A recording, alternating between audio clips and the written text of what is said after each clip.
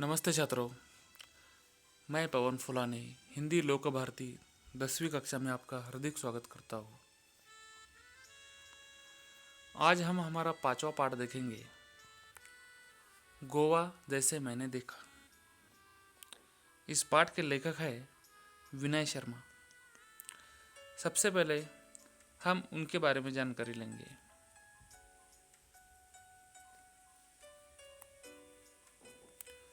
विनय शर्मा जी, जिनका जन्म 1973 उज्जैन में मध्य प्रदेश हुआ है।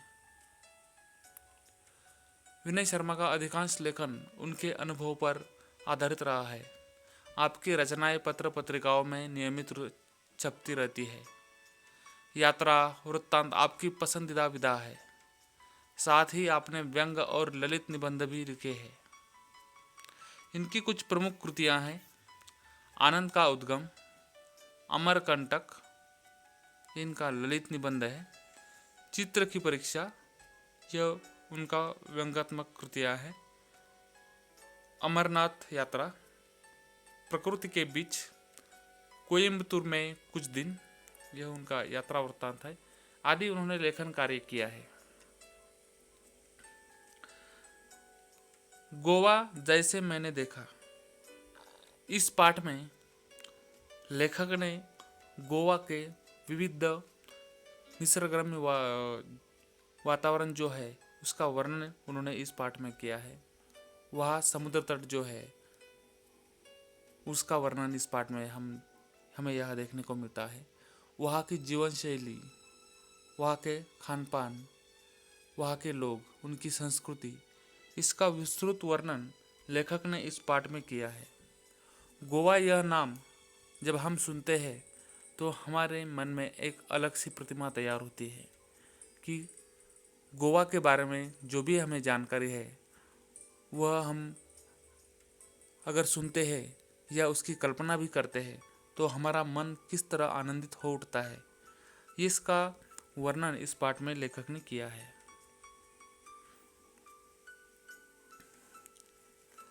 इस पाठ में प्रस्तुत यात्रा वर्णन के माध्यम से लेखक ने गोवा के सुंदर समुद्री किनारों, वहाँ की जीवन शैली, त्योहार आदि का बड़ा ही मनोरम वर्णन इस पाठ में किया है। तो छात्रों, देखते हैं गोवा जैसे मैंने देखा इस पाठ को। यहाँ के जो विविध दृश्य है वह देखकर हमें किस तरह आनंद हो उठता है, यह हम अब इस पाठ के माध्यम से देखेंगे। तो देखो छात्रों, यहाँ पर एक दृश्य आपके सामने दिखाई दे रहा है जो कि गोवा का है। इसका जो वर्णन है इस पाठ में दिया है, जिसे हम देखते हैं। गोवा यह नाम सुनते ही सभी का मन तरंगायित हो उठता है, और हो भी क्यों ना।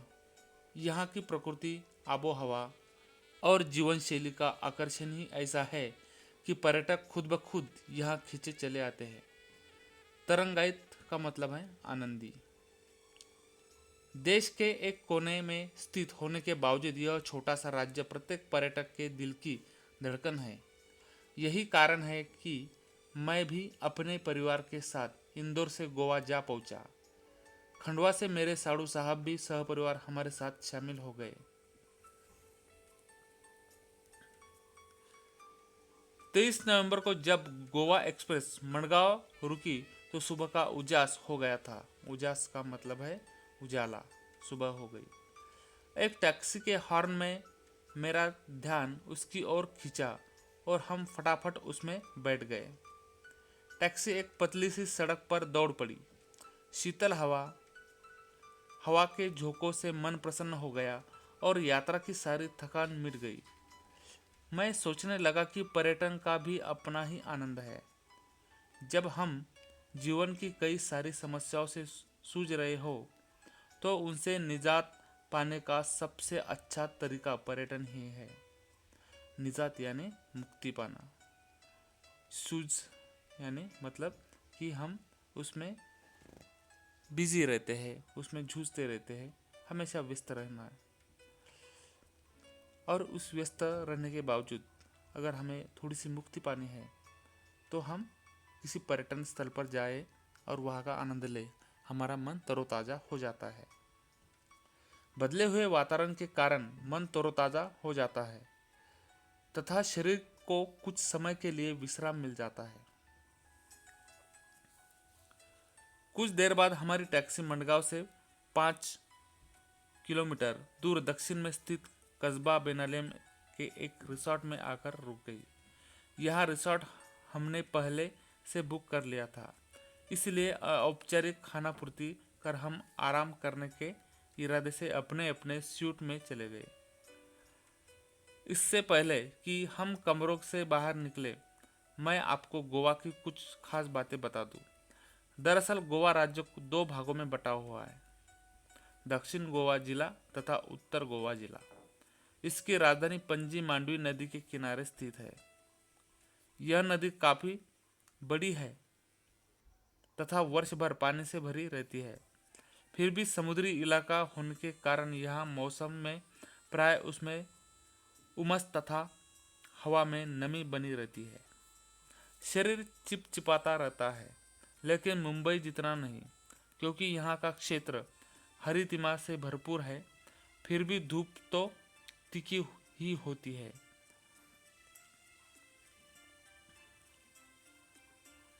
यो तो गोवा अपने खूबसूरत सफ़ेद रेतीले तटों, महंगे होटलों तथा खास जीवन शैली के लिए जाना जाता है, लेकिन इन सब के बावजूद यह अपने में एक सांस्कृतिक विरासत भी समेटे हुए है।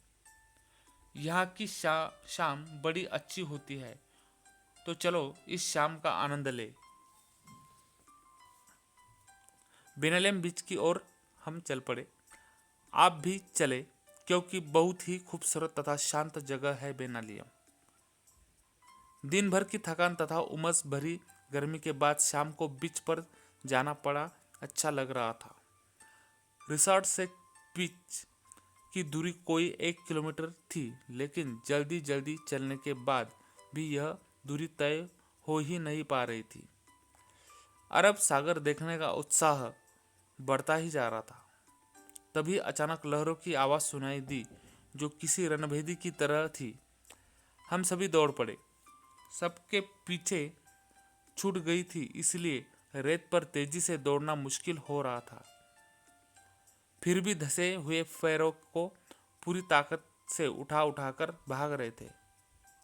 खूबसूरत समूह सुंदर देखते ही मैं उससे जाकर लिपट गया। इधर बच्चे रेत का घर बनाने में जुट गए। लहरें उनका घर गिरा देती तो वे दूसरी लहर आने के पहले फिर नया घर बनाने में जुट जाते। यही क्रम चलता रहा। मैंने इन बच्चों से सीखा कि जीवन में आशावाद हो तो कोई काम असंभव नहीं है। शाम गहराने पर हम किनारे पर बैठ गए, मानो हर लहर कह रही हो कि बनने के बाद मिटना ही नियति है। यही जीवन का सत्य भी है।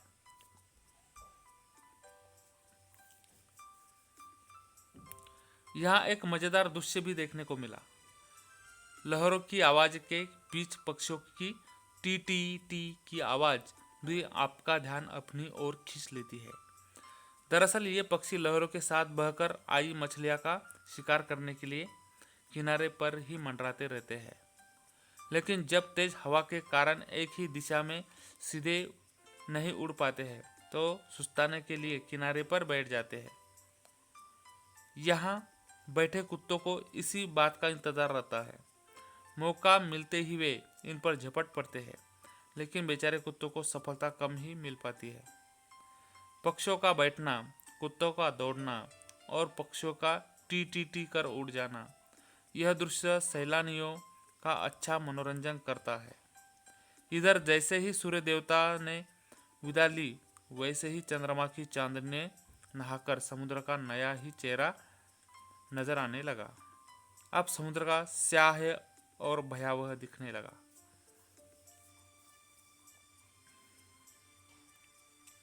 अगले दिन हमने बस से गोवा घूमने की योजना बनाई।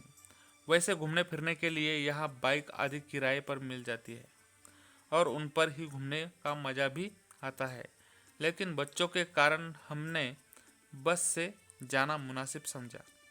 यहाँ सी फूड की अधिकता होने के कारण शाकाहारी पर्यटकों को सुस्वादु भोजन की समस्या से भी दो चार होना पड़ता है। काफ़ी भटकने के बाद अच्छा भोजन मिल गया तो समझो किस्मत और जेब तो ढीली हो ही गई। यह समस्या हमें पहले से ही पता थी, इसलिए हम अपने रिसोर्ट के सूट में उपलब्ध किचन में ही भोजन करते थे। सबसे पहले हम अंजुना बीच पहुंचे। गोवा में छोटे बड़े करीब 40 बीच है, लेकिन प्रमुख 7 या 8 ही है। अंजुना बीच नीले पानी वाला पथरीला बहुत ही खूबसूरत है। इसके एक और लंबी सी पहाड़ी है जहां से बीच का मनोरम दृश्य देखा जा सकता है। समुद्र तक जाने के लिए थोड़ा नीचे उतरना पड़ता है। नीला पानी काले पत्थरों पर पछाड़ रखाता रहता है। पानी से काट काट कर इन पत्थरों में कई छेद कर दिए हैं, जिससे ये पत्थर कमजोर भी हो गए हैं। साथ ही समुद्र के काफी पीछे हट जाने से कई पत्थरों के बीच में पानी भर गया है। इससे वहां कई ने अपना घर बना लिया है। फिसलने का डर हमेशा लगा रहता है, लेकिन संघर्ष में ही जीवन है, इसलिए यहाँ घूमने का भी मजा अलग आनंद है।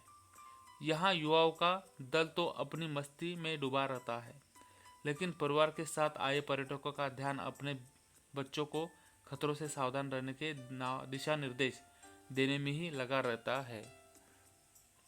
मैंने देखा कि समुद्र किनारा होते हुए भी बेनालियम बीच तथा अंजुना बीच का अपना अपना सौंदर्य है। बेनालियम बीच रेतीला तथा उतला है। यह मछुआरों की पहली पसंद है।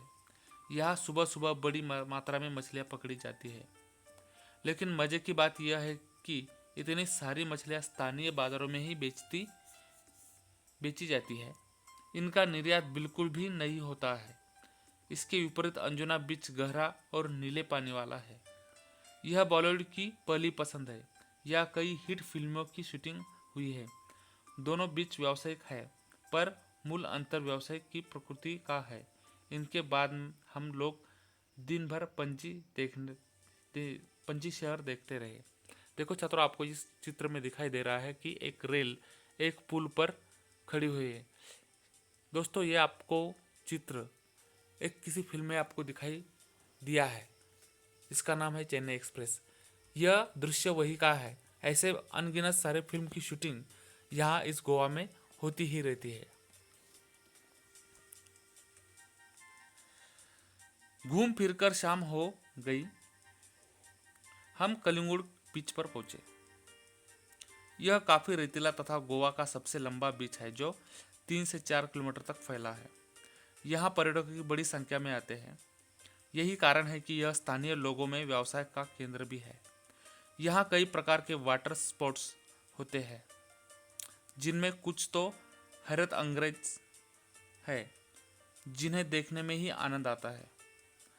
आप भी अपनी रुचि के अनुसार हाथ आजमा सकते हैं।